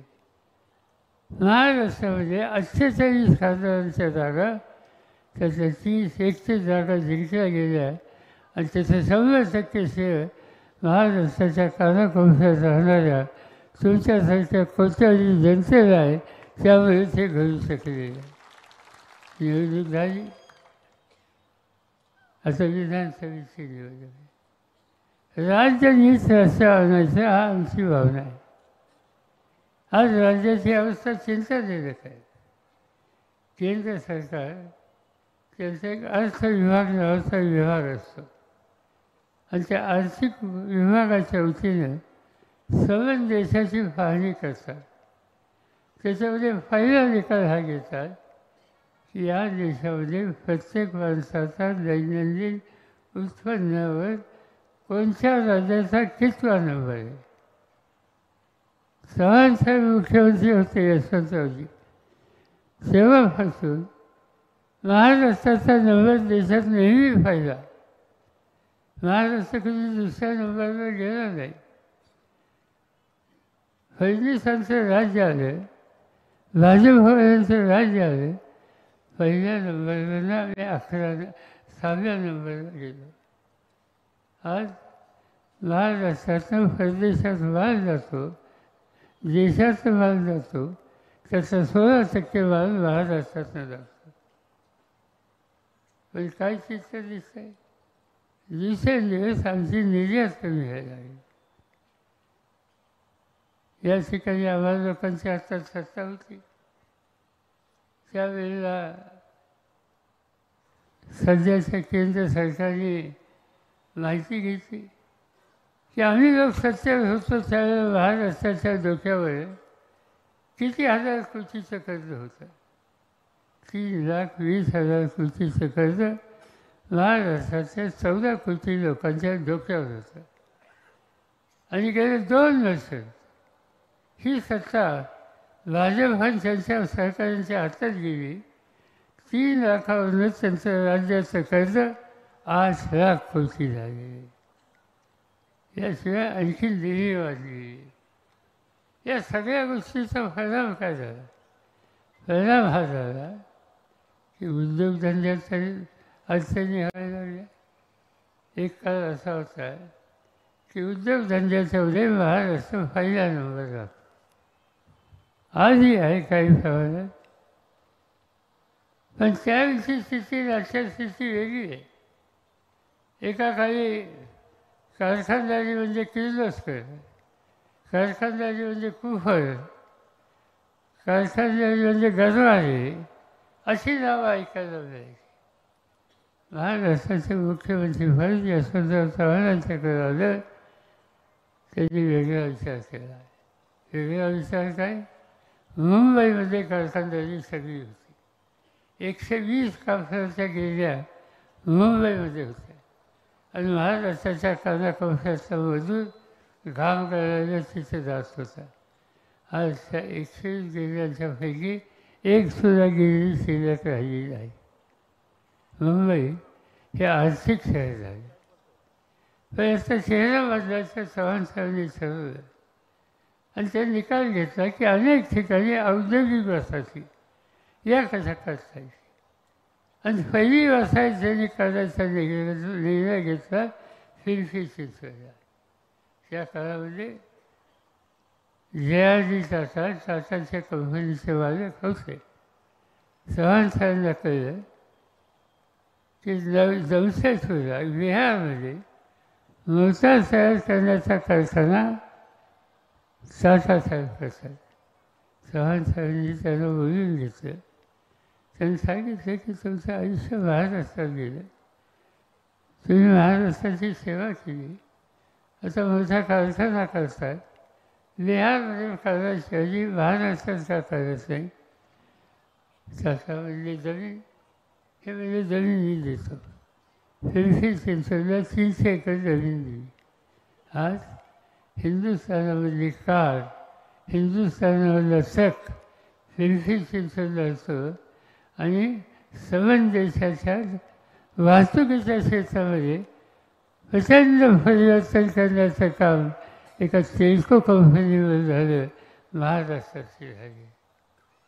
तसाच विचार बजाज यांचा. बजाज हे वर्धेचे. महात्मा गांधींच्या देशाच्या स्वातंत्र्याच्या लढ्याचे एक महत्त्वाचे घटक. त्यांचे चिरंजीव लोकसभेचे सभासद. त्यांच्या डोक्यामध्ये स्कूटरचा कारखाना करावा असा विचार आला. चव्हाण साहेबांनी बोलून घेतलं आणि त्यांनी सांगितलं की टेल्कोच्या शेजारी तुम्हाला जमीन देतो. जमीन दिली. आज बजाज असो सारखी मोठी कंपनी संबंध देशामध्ये ऑटो रिक्षा, स्कूटर होते, पण देशाच्या बाहेरसुद्धा अनेक देशामध्ये हे वाहन फिरवतात. मध्यंतरी मी इंडोनेशियाला गेलो आणि जात असताना तिथे गेल्यावर हॉटेलच्या बाहेर रिक्षा उभ्या होत्या. मला गंमत होती की रिक्षा आपल्याकडे असतात. मी चौकशी केली की या रिक्षा इथं कसे? म्हणजे no, we are not calling rickshaw. म्हणजे तुम्ही काय म्हणता त्याला? We are calling Bajaj. रिक्षाला इंडोनेशियामध्ये बजाज म्हणतात. हे कसं झालं? तर बजाजचा दुसरा कारखाना इंडोनेशियामध्ये काढला. आज तिचा मध्यमवर्ग नोकरदार ती रिक्षा, ती स्कूटर वापरतो आणि ही बजाजने आणली. त्यामुळे त्यांना असं वाटतं की याचं नावच बजाज आणि ते चित्र त्या ठिकाणी बघायला. असे अनेक कारखाने महाराष्ट्रात वाढली आणि त्याचा फायदा झाला. हे झालं एका ठराविक भागाच्या पुरतं. नंतर अनेक मुख्यमंत्री झाले, त्यांचंही योगदान होतं. माझ्याकडे 1978 साली राज्याचं मुख्यमंत्रीपद पहिल्यांदा आलं. म्हणजे चव्हाण साहेबांच्याकडे गेलो, त्यांचे आशीर्वाद घेतले आणि त्यांना विचारलं काय तुमचं मार्गदर्शन? त्यांनी एकच सांगितलं की मुंबई पुणे इथं कारखानदारी वाढली, ही कारखानदारी महाराष्ट्राच्या अन्य भागात झाली पाहिजे, त्याच्यात तू लक्ष घाल. आणि मी लक्ष घातलं. आमच्या सरकारने साथ दिली. तुम्ही पुण्यावरनं निघाला बारामतीच्या रस्त्यावर तर पहिल्यांदा जेजुरी लागते. जेजुरी खंडोबाचं शहर. महाराष्ट्रात म्हणून आपण त्या ठिकाणी दर्शनाला जातो. आम्ही लोकांनी तिथे एक MIDC काढली. आज जेजुरीला 6,000 लोक काम करतात. जेजुरीचं पुढे गेलो, बारामतीला पोचलो, तिथे MIDC काढली. तिथं 24,000 लोक काम करतात. पुढे इंदापूरला हर्षवर्धन हे सगळे लोक सत्तेमध्ये होते, त्यांची बदल झाली. इथे MIDC काढली, इथेही कारखाने आले. पुढे गेल्याच्या नंतर आम्ही रस्ता बदलला, नगर रस्त्यावर गेलो. रांजणगावला गेल्याच्या नंतर तिथे MIDC काढली. काही हजार लोकांना तिथं काम मिळतं. नाशिकच्या रस्त्यावर केलं, तिथेही काही हजार लोकांना काम मिळतं. सहज पुणे शहराच्या आजूबाजूला विकेंद्रित स्वरूपामध्ये ही कारखानदारी उभी करून हाताला काम दिलं आणि त्याच्यामुळे त्या भागातल्या जनतेचं अर्थकारण बदललं. यासाठी सत्ता वापरायची असते हे जे मार्गदर्शन आम्हाला लोकांना केलं गेलं त्याचे हे परिणाम आज कुठं कुठं दिसतात. पण दुसऱ्या बाजूने एक धोकादायक चित्र दिसतं आणि ते म्हणजे तरुण पिढीमध्ये बेकारी. आज शाळा कॉलेजेस वाढली, ठिकठिकाणी कॉलेजेस काढली गेली. कधी भाऊराव पाटलांच्या सारख्या दर्शा नेत्यांनी या बाबतीत पुढाकार एकेकाळी घेतला. अनेक ठिकाणी संस्था बनवल्या. रयत शिक्षण संस्थेसारखी संस्था मला वाटतं त्याची इथे एक शाखा आहे. त्या रयत शिक्षण संस्थेमध्ये आज 4 लाख विद्यार्थी शिकतात. तिथं देणगी घेतली जाते. आज त्या संस्थेचा अध्यक्ष मीच आहे. अनेक वर्ष आम्ही लोकांनी या संस्थेचा विस्तार केला आणि शिक्षणाची दारं खुली केली. बारामतीसारख्या ठिकाणी विद्याप्रतिष्ठान संस्था स्थापन केली. 29,000 मुलं मुली शिकतात. त्याची शाखा इंदापूरला सुद्धा आहे. इथे त्याची सुविधा दिलेली आहे. हर्षवर्धन खर्चांनी शिक्षण संस्थेचे लक्ष घातलं. त्यांनी काही संस्था उभ्या केल्या. सगळ्या महाराष्ट्राच्या कानाकोपऱ्यामध्ये अशी शैक्षणिक दालन आपण केली. मुलं शिकली, आनंद झाला. मुलं शिकली, पण चिंता एका गोष्टीची आहे. मुलं शिकली पण त्यांच्या हाताला काम मिळत नाही. सगळ्यांनाच नोकऱ्या मिळत नाही आणि नोकऱ्या मिळत नाही. त्यामुळे एक प्रकारची नाराजी ही तरुण पिढीच्यामध्ये आणि ज्या समाजामध्ये तरुण अस्वस्थ होतो त्याचे मनोस्वस्थ सुचत नाही. तो निराशजनक बनतो. निराशी माणूस कोणत्याही चौक्याला जाऊ शकतो. ते चित्त व्हायचं बदलायचं असेल तर लेखाची घालवली पाहिजे. अपेक्षा ही होती ज्यांच्या हातात केंद्राची सत्ता आहे ते लोक या तरुणांची लेखाची घालवण्याच्यासाठी काही ना काहीतरी करतील. पण अजून ते त्यांच्याकडनं गेल्या 10 वर्षात काही झालेलं नाही. याउलट इथं जे कारखानदारी होती ती हलवता येईल का याचा विचार ते करतात. महाराष्ट्रामध्ये अनेक चांगले कारखाने होते. ते कारखाने इतर तरुणांना हाताला काम देत होते. देवेंद्र फडणवीसांचं राज्य आलं. गुजरातचं राज्य कुणाच्या हातात हे सांगायची आवश्यकता नाही. त्यांनी संदेश दिला का आदेश दिला मला माहीत नाही. हळूहळू महाराष्ट्राचे वरचे उद्योग गुजरातला जायला. टाटाने एअरबस नावाची विमानाची कंपनी करायचा निकाल घेतला. नागपूरला त्यासाठी जागा काढली. जागा ॲक्वायर केली. सरकार बदललं. आज ती एअरबस तो कारखाना गुजरातमध्ये गेला.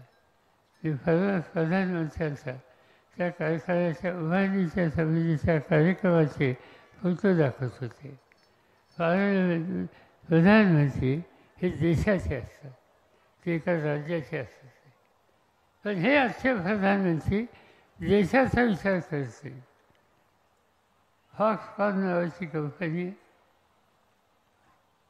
तुम्ही कॉम्प्युटर किंवा हे वापरता फोन, त्या फोनमध्ये एक चिप असते. कॉम्प्युटरमध्ये एक चिप असते आणि ते चिप तयार करण्याचा फॉक्सकॉन नावाची कंपनी जगाची उंची कंपनी. त्यांची कारखानदारी महाराष्ट्रात उभी करायची ठरली. आज माहिती नाही कुठले हुकूम आला आणि ती इथनं हलवायचा निर्णय झाला गुजरातमध्ये. त्याचा एअरबसचं मी सांगितलं. एअरबसचं सांगितलं. वेदांचा हा एक मोठा कारखाना येत होता. त्यांना जागा देऊ केली होती. ही कारखाने गुजरातमध्ये हलवली. तुम्ही इथे कारखाने हलवताय. आमच्या सगळ्यांचा प्रयत्न आहे की राजकारणात स्पर्धेत असतील ते सुरू, पण राज्याचा विकास त्याच्याबद्दल तडजोड करायची नाही आणि ती करण्याच्यासाठी पक्ष न बघता सहकार्य करायचं. कारखानदारी वाढवायची, तरुणांच्या हाताला काम द्यायचं. पण त्यांना राज्याच्या हिताची जपणूक हे हल्लीच्या राज्यकर्त्यांना पटत नाही. ते फक्त गुजरातमध्ये कसं काही नेता येईल या गोष्टीच्यासाठी आज प्रयत्न ते करत आहेत. आज मगाशी मी तुम्हाला फॉक्सकॉन कंपनीचं सांगितलं. त्या फॉक्सकॉन कंपनीमध्ये 1,54,000 कोटी एवढी गुंतवणूक होणार होती आणि टाटा एअरबसमध्ये 21,935 कोटी एवढी रक्कम त्या ठिकाणी गुंतवणूक होती. उद्या मला सांगितलं तर लिहून द्या. तर किती शून्य द्यायची ते माझ्या लक्षात येतं. इतकी हजारो कोटीची गुंतवणूक आज महाराष्ट्रात होत होती अशी महाराष्ट्रातनं केली आणि त्याचा परिणाम वेगवेगळ्या गोष्टी दिसतात. शेती हा तुम्हा लोकांचा आम्हा लोकांचा महत्त्वाचा उद्योग आहे. शेतीच्या क्षेत्रामध्ये अनेक चमत्कार केले. एकेकाळी इंदापूर तालुक्यात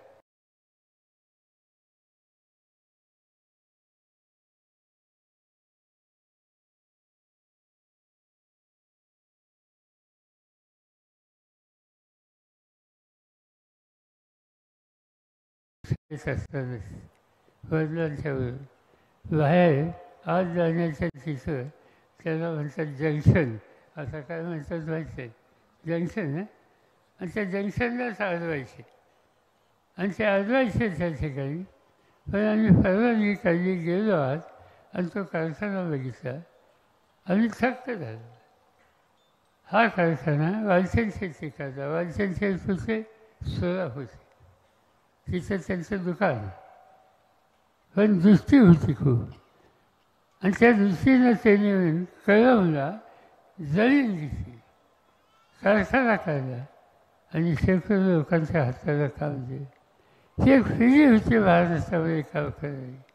आज तशी पिढी तयार करण्याची गरज आहे आणि त्याच्याकडे दुर्लक्ष झालं, शेतीकडे दुर्लक्ष झालं तर एक वेगळं चित्र आज देशात बघायला मिळतं, महाराष्ट्रात बघायला मिळतं.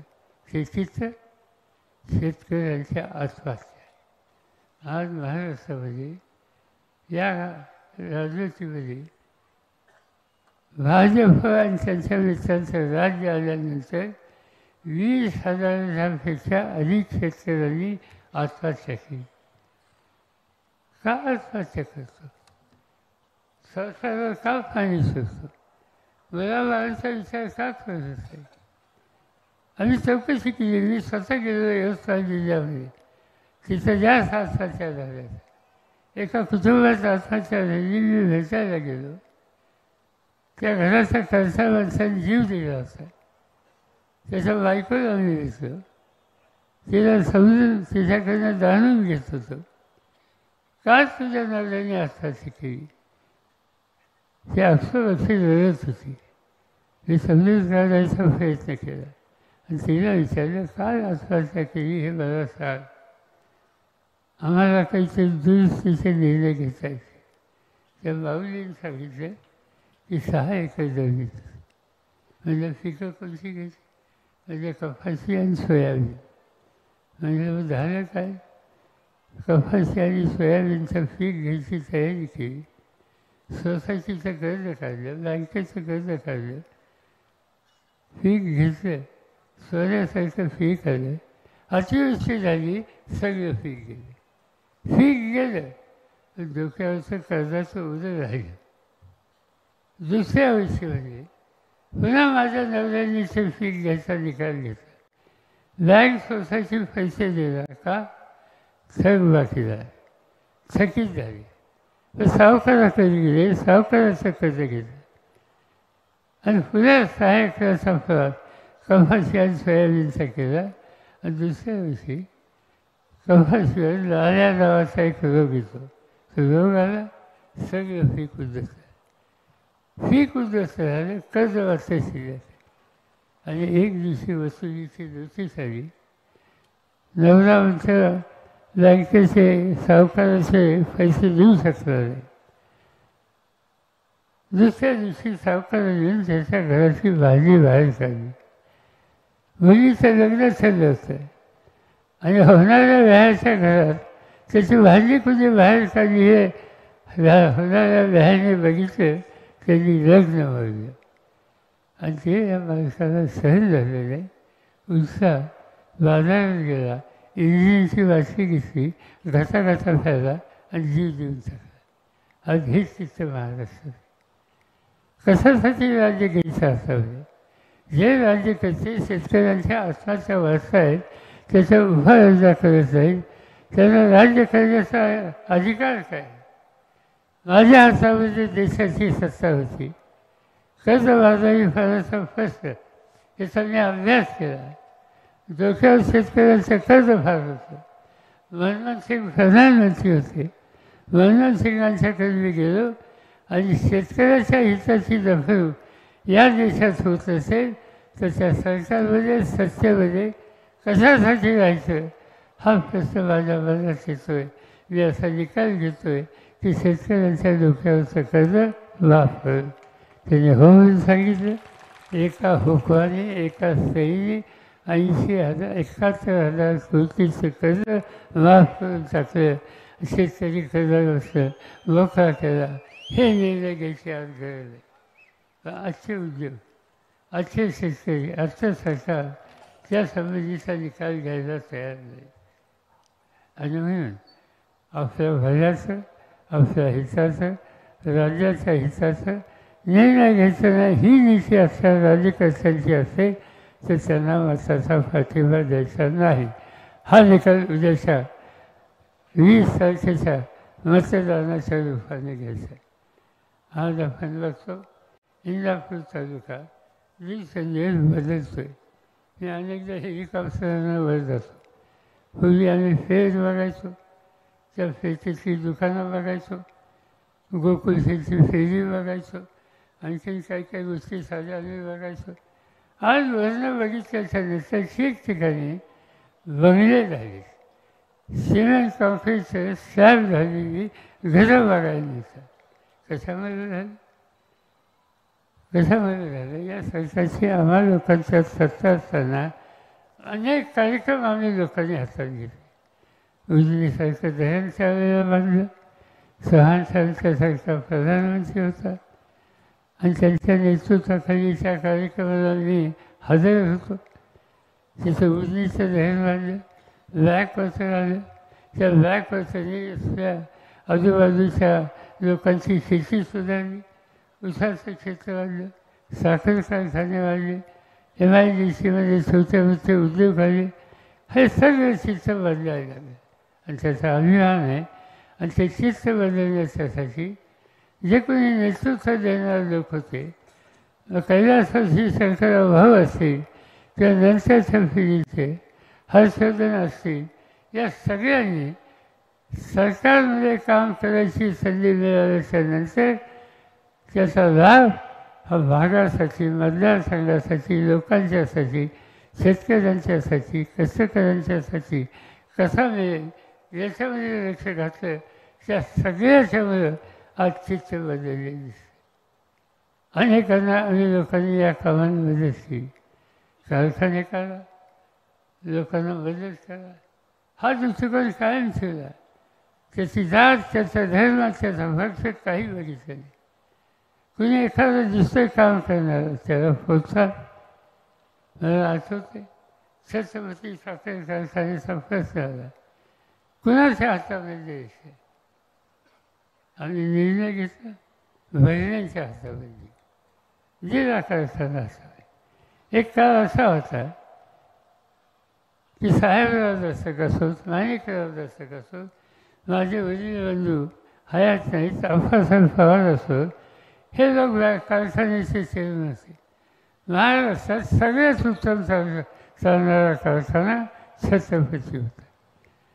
आमची एक चूक झाली. आम्ही हा कारखाना वेळेच्या हातात दिला आणि परिणाम काय झाला? आज मालेगावचा भाव बघा, सोमेश्वरचा भाव बघा आणि छत्रपतीचा भाव बघा.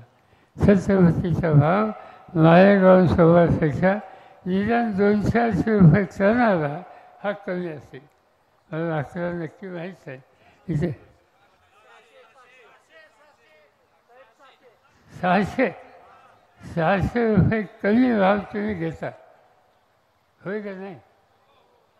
आणि तरी त्याच्या हातात ठेवायचा कारखाना नाही. नुसतं म्हणून काय उपयोग? उद्या निकाल घ्यावं लागेल आणि घरला फासावं लागेल. अशी संस्था चालवणार हा दृष्टिकोन योग्य नसता. अनेक गोष्टींनी मदत केली. ते म्हणजे धंदा करायचा, ट्रान्सफरचा धंदा करायचा. गुजरातच्या लोकांची तुमच्या ओळखी आहेत, गुजरातच्या उद्योगपतींची तुमची ओळख आहे म्हणजे आहे. काही मदत होईल का? एक फोन उचलला गुजरातच्या एका मोठ्या उद्योजकाला आणि सांगितलं की म्हणजे आमच्याकडचे शेतकरी आहे, त्यांच्या पुढच्या पिढीला आणि त्यांना वाहतुकीच्या धंद्यात काम करायची इच्छा आहे, मदत करा, केली, कल्याण झालं त्यांचं. निवडणुकीला बोलायचं म्हणजे मदत केली, जिल्हा परिषदेला पाठवणी केली, महाराष्ट्राच्या विधानसभेत पाठवायची इच्छा मागणी झाली, तिथं केलं. मंत्रिमंडळात घ्यायचा प्रश्न आला, राष्ट्रवादीकडनं. राष्ट्रवादीच्या माणसांचे निकाल मी घेत होतो पक्षाचा अध्यक्ष केलं, म्हणजे सगळं दिलं. आणि प्रसंग आला तर घरी कुठे गेलं याचा पत्ताच नाही, निघून गेला. ती कशी माणसं जाऊ नाही, त्यांच्या फाशीला करणार नाही, सारपणानं उभं राहायचं. संकट येतात, अडचणी येतात आणि त्याच्यावर मात करून उभं राहायचं आणि भागातल्या जनतेचं जीवन सुधारेल यासाठी कष्ट करायचं. याला म्हणतात नेतृत्व. म्हणजे नेतृत्व खोटं नेतृत्व निघालं, रुपया खोटा निघाला. आणि जर खोटा निघाला असेल, रुपया खोटा असेल तो घेऊन चालणार नाही. उद्याच्या निवडणुकीत निकाल घ्यावा लागेल. काय निकाल घ्यायचा? नुसतं फाडायचं नाही, फाडायचं फाडायचं फाडायचं. हा निकाल तुम्ही घ्या, चित्र बदलेल. मी तुम्हाला खात्री देतो, जिल्हाभर तालुक्याचं चित्र बदलेल. पण महाराष्ट्रामध्ये या प्रवृत्तीचे जे जे लोक आहेत त्या सगळ्यांना दूर करण्याच्या बद्दलची भूमिका ही आपल्याला घ्यावी लागेल. मी महाराष्ट्राच्या कानाकोपऱ्यात फिरतो. 15 दिवस झाले, म्हणजे सारखा बाहेर आहे, घरी गेले नाही. चंद्रपूरपासून सुरुवात केली, नागपूरला गेलो, वर्ध्याला तिथून गेलो, अमरावतीला गेलो, अकोल्याला गेलो, बुलढाण्याला गेलो, तिथे नांदेडला गेलो, नांदेडवरनं बीडला गेलो, बीडवरनं शेजारी उस्मानाबादला गेलो, त्याच्यानंतर औरंगाबादला गेलो, औरंगाबादला नाशिक, नाशिकवरनं पुणे जिल्हा, नाशिकवरनं शेजारचा ठाणे जिल्हा, ठाणे जिल्ह्यावरनं खाली कोकणामध्ये, त्याच्यानंतरच्या दौऱ्यामध्ये तुमच्या अलिबागांच्या भागामध्ये गेलो, तिथून खाली रत्नागिरीपर्यंत गेलो आणि तिथून कोल्हापूरला जाऊन सांगली, सातारा, सोलापूर असं करून आज मी इथं आलेले. मी सगळीकडे बघतो की लोकांना बदल पाहिजे. लोक असं म्हणतात की आम्हाला बदल पाहिजे, परिवर्तन पाहिजे. चुकीच्या लोकांच्या हातात सत्ता आहे, त्यांच्या हातात ती सत्ता काढून घेतली पाहिजे. आणि ते जनतेची मागणी आहे. लोकशाहीमध्ये जनतेच्या मागणीचा नेतृत्वाने आदर करायचा आणि तो आदर करण्यासाठी जनतेकडे मागणी करायची असते. आणि त्या मागणीच्यासाठी आज मी इंदापूरला आलेलो आहे. या मागणीला तुम्ही साथ द्या. हर्षवर्धन शासनाला मोठ्या मताने निवडून द्या. मी तुम्हाला खात्री देतो बदल होईल. हर्षवर्धन शासन वेगळ्या पक्षात होते, मी वेगळ्या पक्षात होतो. पण महाराष्ट्राच्या हिताचा विषय ज्याला यायचा तेव्हा आम्ही दोघांनी कधी राजकारण आणले नाही. त्याचा उल्लेख त्यांनी केला की या देशाची ऊस संशोधनाची सगळ्यात मोठी संस्था वसंतदादा शुगर इन्स्टिट्यूट, त्याचा अध्यक्ष मी आहे. त्या कमिटीमध्ये हर्षवर्धन आहे. अनेक वेळेला ऊस उत्पादकांच्या प्रश्नाची चर्चा आम्ही करतो. त्याच्या खोलात तुमचे नाव असायचं करतो आणि खोलात जाऊन अभ्यास करायला कुणाही जबाबदारी टाकावी हा विषय आमच्याकडे येतो.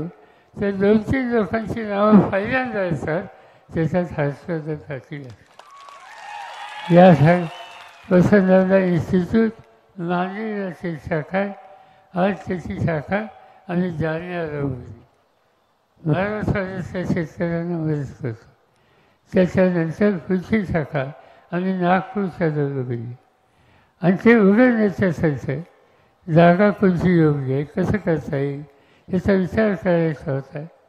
आम्ही हर्षवर्धनला सांगितलं की तुम्ही आणि 2-3 अधिकारी नागपूरला जा, एखाद्या स्थिती बघा आणि काय करता येईल ते मार्गदर्शन करा. तसा निर्णय त्यांनी घेतला. आम्ही हे बघितलं नाही पक्ष काय. आणि मला आनंद आहे की त्यांनी पक्षाची अशी भूमिका घेतली आणि प्रत्येक गोष्टीत साथ दिली. आज आणखी एका गोष्टीचा मला आनंद आहे.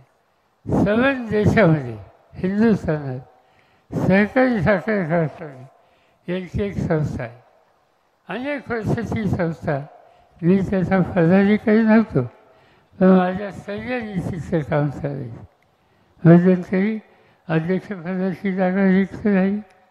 दांडेगावकर म्हणून महाराष्ट्राचे एक सहकारी ते अध्यक्ष होते. त्यांचा कालावधी संस्था. तिथं कुणाने अध्यक्ष व्हावाची अपेक्षा होती. देशाचे 250 कारखाने, त्या 250 कारखान्यांचं नेतृत्व कुणी करावं याची चर्चा झाली. मग त्याच्यामध्ये कर्नाटक असेल, गुजरात असेल, महाराष्ट्र असेल, या सगळ्यांनी एक नाव सुचवलं, हर्षवर्धनसाठी. असा माणूस देश पातळीवर कामाला जातो आणि देशाच्या कानाकोपऱ्याच्या या क्षेत्राच्या बाकीच्या लोकांचा विश्वास आपल्या माणसावर होतो. याचा इतका महाराष्ट्राचा सन्मान दुसरा कुठला नाही. आणि हा सन्मान त्यांनी केला.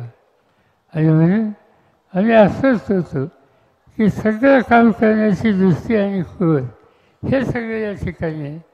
आणि भरत्यावर कशाला राहतं, राहायचा निकाल जरा बदलला पाहिजे. मगाशी त्यांनी सांगितलं की शरद पवार कुस्ती करते, कुणाशी कुस्ती करते आणि ही कुस्ती शिकवत होईल. तुम्ही म्हणतात ते खरं आहे, पण कुस्ती कुणाशी करायची नसते. कुस्ती अशा वेळेची करायची. काय म्हणते लोक नावं ठेवतील आणि त्यावर कुठेही कुस्ती करायची नाही. कुस्ती योग्य ठिकाणी करायची. पैलवान साक्षीक असला पाहिजे. आज तुम्ही काही चिंता करू नका. आज या तालुक्यामध्ये लोकसभेच्या विधानसभेच्या निवडणुकाने कुस्ती करण्याची वेळ आली असं समज आहे. हे खरं नाही. कुस्ती करणं तुमची आवश्यकता नाही. मी कालच सांगितलं संसदला. मी काठ्याच्यावरील शिकत होतो. संसदला वर्षात एकदा कुस्ती असायची आणि ती कुस्ती ह्या ठिकाणी खेळायला लावले. मी पण येतो, शाळेत होतो.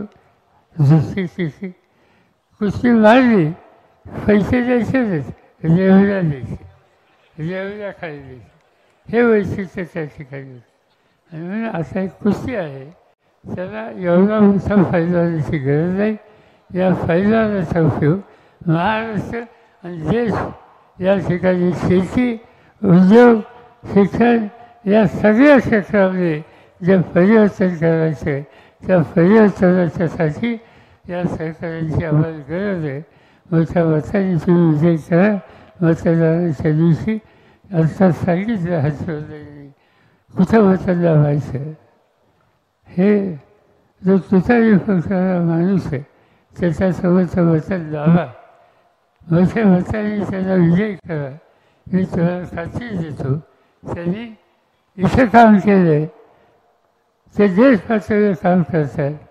उद्या महाराष्ट्राची सत्ता आम्हा लोकांच्या हातामध्ये आली तर त्यांना त्यांचा मुक्काम इंदापूरला राहणार नाही, मुंबईला नाही. हे या ठिकाणी सांगू इच्छितो आणि आपल्या सगळ्यांनी रजा घेतो. जय हिंद. शिवारात राबणारा बोल बळी राजा सांगतो झटना